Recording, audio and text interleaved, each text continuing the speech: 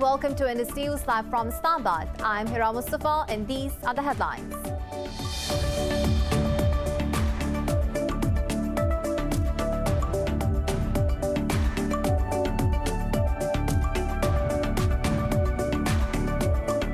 Pakistan's army has relaunched the search operation for 3 climbers who went missing while descending the world's second tallest mountain, K2.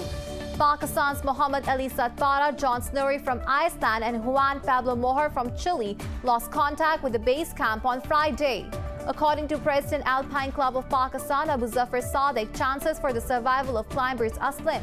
Meanwhile, Pakistan's Foreign Minister discussed the missing of mountaineer John Snurry with his Icelandic counterpart.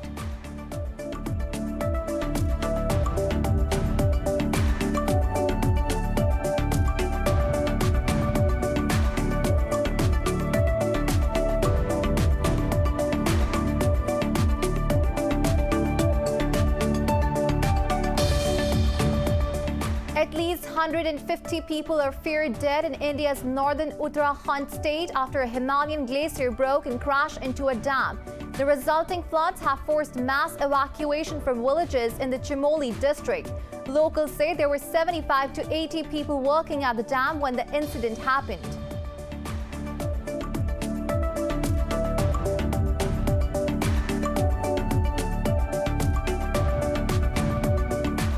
Another Indian farmer has committed suicide during the protest against the farm laws at Tikri border near the capital, New Delhi. As many as 175 people have died during the protest so far. Meanwhile, the farmer unions have called on growers across the country to join the tractor revolution to intensify their agitation.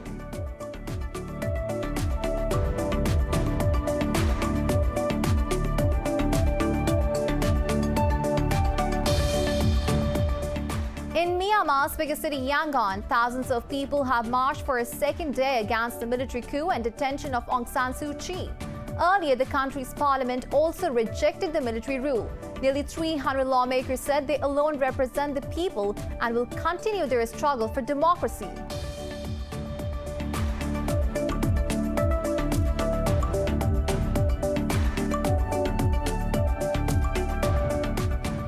British drug maker AstraZeneca said its vaccine can provide immunization against the South African variant.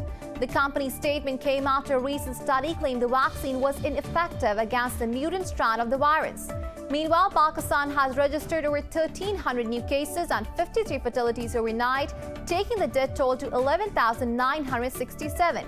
Globally, the virus has claimed over 2.3 million lives and infected more than 105 million.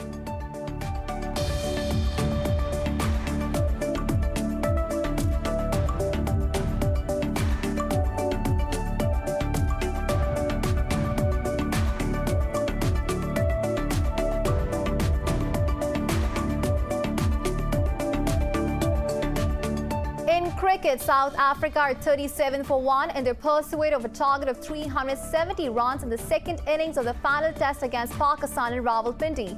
The hosts secured a lead of 369 runs thanks to Mohammad Rizwan's maiden century on day 4. Noman Ali contributed a 45-run innings to the Green Caps' total of 298 runs.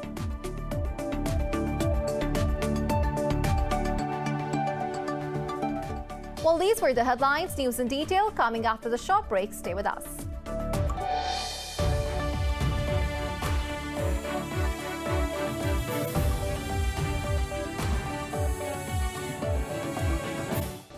Welcome back. Now the news in detail. Pakistan's army has relaunched the search operation for 3 climbers who went missing while descending the world's second tallest mountain, K2.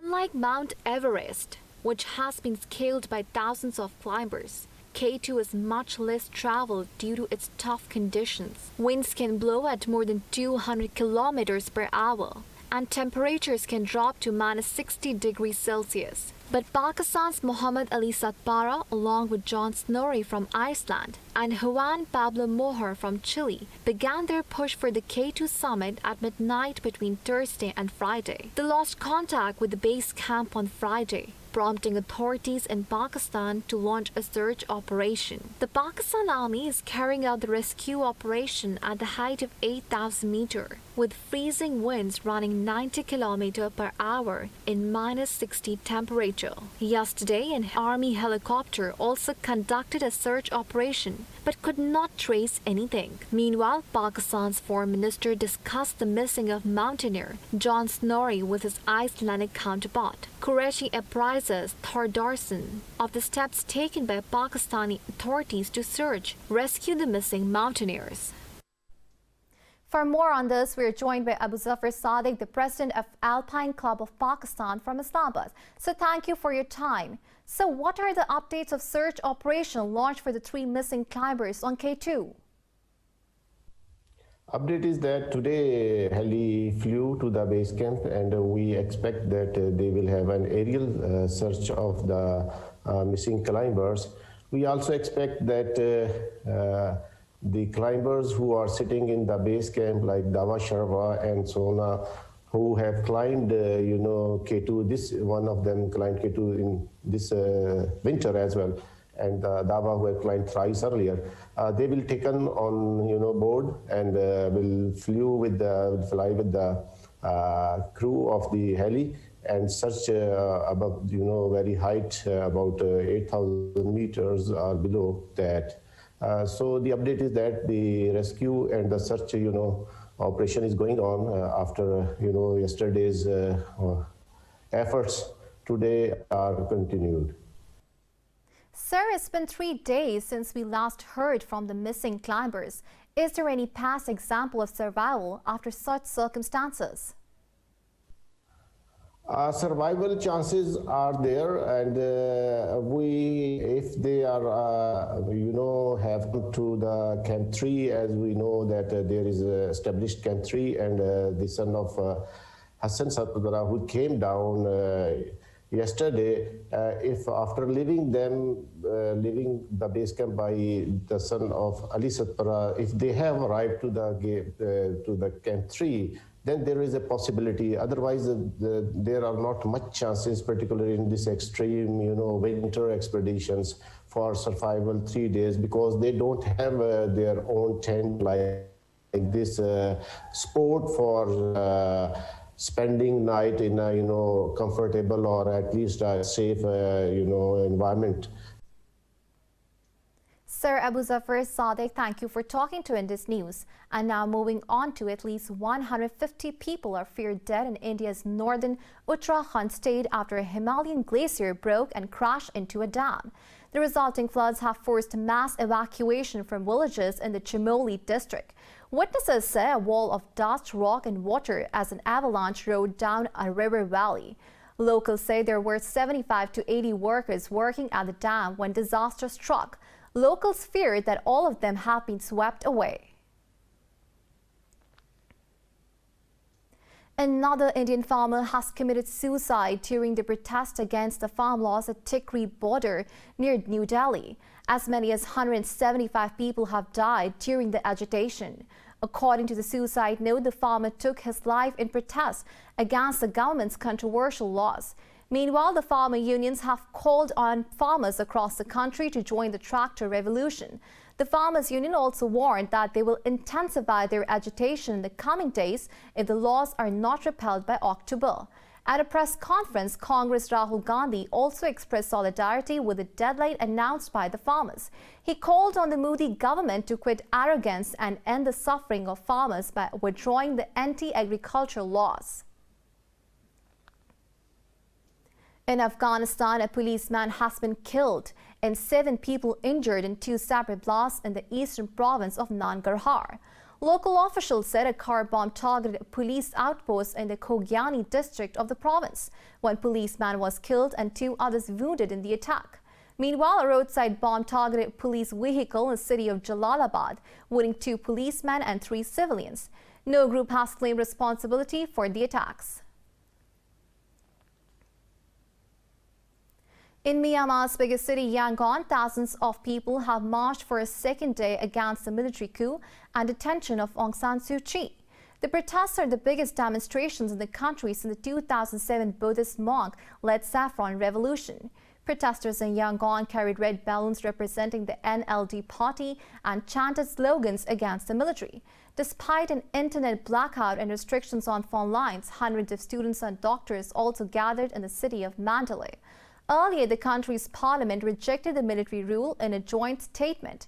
Nearly 300 lawmakers said they alone represent the people and will continue their struggle for democracy. The military, meanwhile, is tightening its grip by blocking the internet across the country and arresting more political leaders.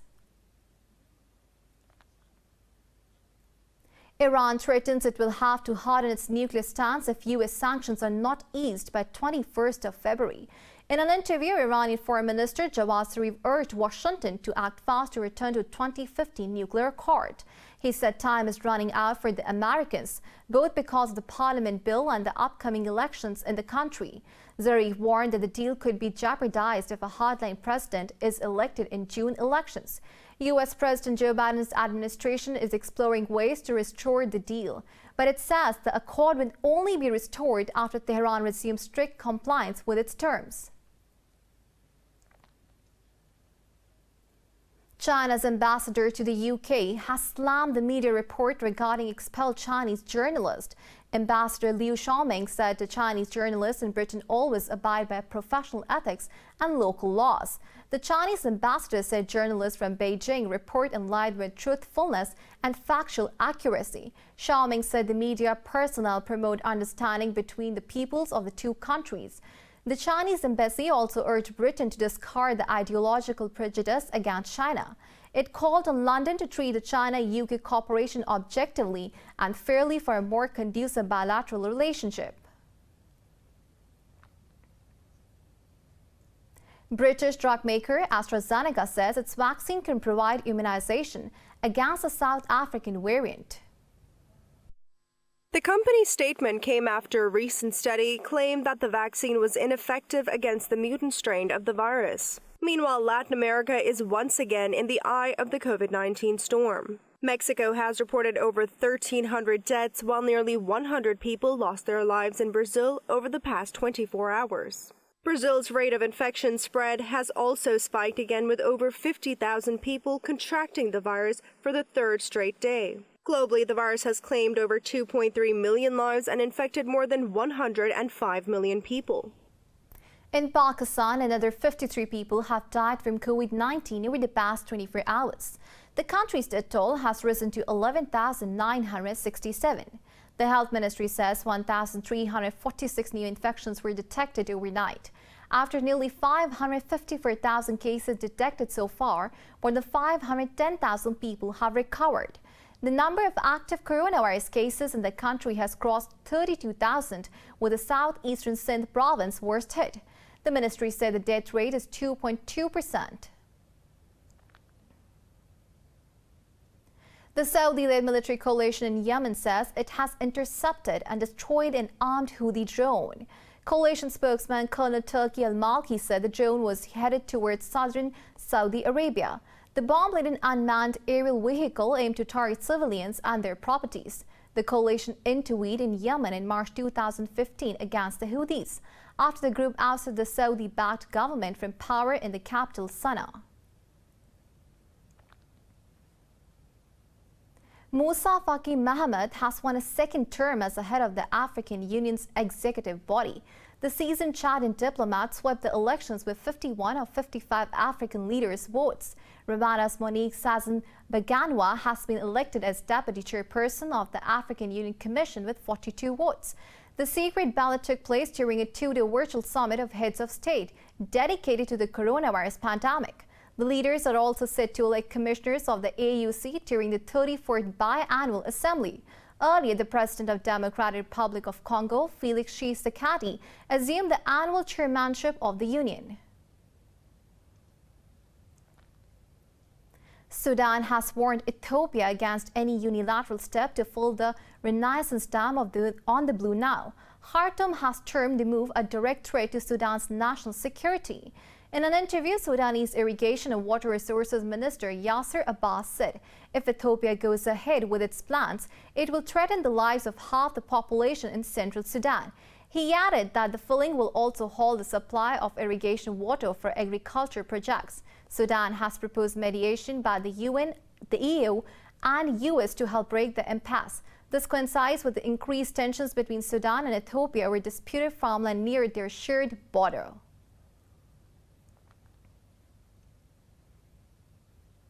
And now it's time to take a short break. Stay with us.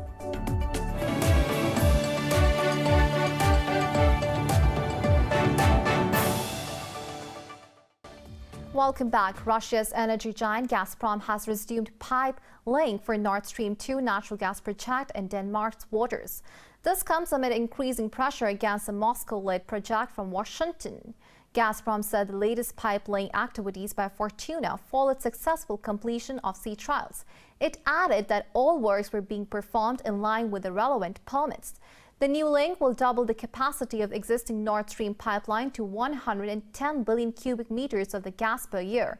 Around 120 kilometers of the pipeline will be laid in Danish waters, as well as 30 kilometers in German waters. The U.S. has long opposed the pipeline, saying it will increase Russian leverage over Europe. In the U.S. state of Utah, 4 skiers have died, while 4 others have been injured after an avalanche in the Mill Creek Canyon near Salt Lake City. The snow slip marks the 3rd deadly episode in days and the deadliest in the U.S. since May 2014. Police officials told reporters the skiers were in 2 groups, one group of 5 and another of 3. They said the 4 survivors were able to dig themselves out of the snow and call 911. Efforts are underway to dig out the bodies of the skiers who died. Frank Rothwell from Britain has become the oldest person to row across the Atlantic unassisted. The 70-year-old grandfather completed a 3,000-mile journey from Tenerife to Antigua in 56 days. Rothwell was one of the 8 solo rowers competing in the contest, known as the world's toughest row. Rothwell says he has been training for this journey for the past 18 months and was well prepared for it. Through his journey, Rothwell has raised over $800,000 for the research of dementia. Rothwell is an experienced sailor, having sailed all over the world, including 3 previous journeys across the Atlantic. Unusual and somewhat scary scenes are coming out of Indonesia's Pekalongan city. The streets seem to be flooded with blood after the region was hit by torrential rains. More in this report. A surreal blood-red river inundated the Indonesian village of Jangat after floods hit a nearby batik factory. The seemingly apocalyptic scenes caused a frenzy on social media. What many don't know is that it is not uncommon for rivers in Pekalongan to turn different colors. Bright green water covered another village north of the city during a flood last month. This blood-red water was caused by chemical dye for batik clothes, which belonged to one of the residents who manufactures batik at home. It leaked and inundated flood water. Some people found the box of cloth dye, but we cannot salvage it as it was already broken by the water. Some villagers were seen walking through the red water, while some complained about the inconvenience it had caused. Pekalongan is a city known for manufacturing batik. It is a traditional Indonesian method of using wax to resist water-based dyes to depict patterns and drawings, usually on fabric. Russians have celebrated the annual Sunny Fest in Mamadish town in the Republic of Tatarstan. The event reads in Russian as Slave Festival. More about the event in this package. A good winter weekend consists of a lot of sledging and pancakes for one provincial Russian town. The Slave Festival in Mamadish town is in its 5th year and sees several dozen teams compete on an ice slope, wearing comical costumes and going downhill in decorated sledges for the award of the most festive platform. Decorations included references to traditional Russian and Tatar fiction, as well as parades and tanks. The students of a local Polytechnic Polytechnic College prepared a giant pancake that was 2.5 meters in diameter to mark the festival. We are cooking a giant pancake. It is a giant pancake, 2.5 meters wide. Its recipe is a secret. Water, flour, eggs, sugar, and all the rest. Representatives of Turkish business in Tatarstan also took part in the festival, with the Turkish flag featuring in the contest. In Denmark, the annual Copenhagen Light Festival has kicked off with coronavirus restrictions still in place. The event has brought much-needed light and bursts of color to the Danish capital. This report brings you the details. The light installations are mostly located inside and around the Copenhagen city center. But due to coronavirus pandemic, guided tours, talks and pop-up events have been cancelled. Instead, visitors can find information about the installations on the city's bridges and buildings through an interactive map. We are so happy, thankful and proud of having, I guess, the only lighting festival of the year. I cannot express how many people have been doing an extra effort to make this possible, but we have certainly been working for a long stretch, and it's just an amazing thing to see all these people suddenly going around the city. The event marks the 4th year the festival is taking place, and this time around 30 light installations can be seen around the city. It's a 3-kilometer route, and actually there's another route of 3 other kilometers. So people having a good time in a good distance and enjoying themselves, seeing the city in a new way. Locals and foreigners alike are delighted for this gleaming distraction from lockdown and the pandemic. Copenhagen Light Festival, it's just really great in a cold February. Something to do, something to come out into town for. Even though it's cold, it's really nice to just actually have something. The festival will last throughout February, with people jubilant to witness such a beautiful display of lights.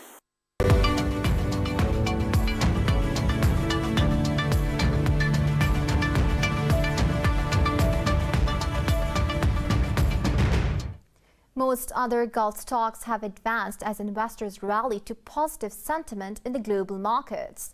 Abu Dhabi Securities Exchange edged up marginally after the government revealed its plan to reduce the exchange transactions fee by more than 22%.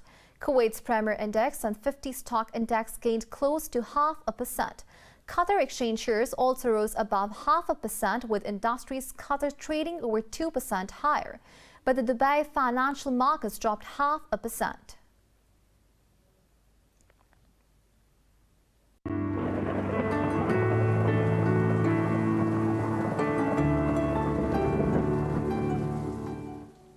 Now it's time to have a look at the weather update across the globe.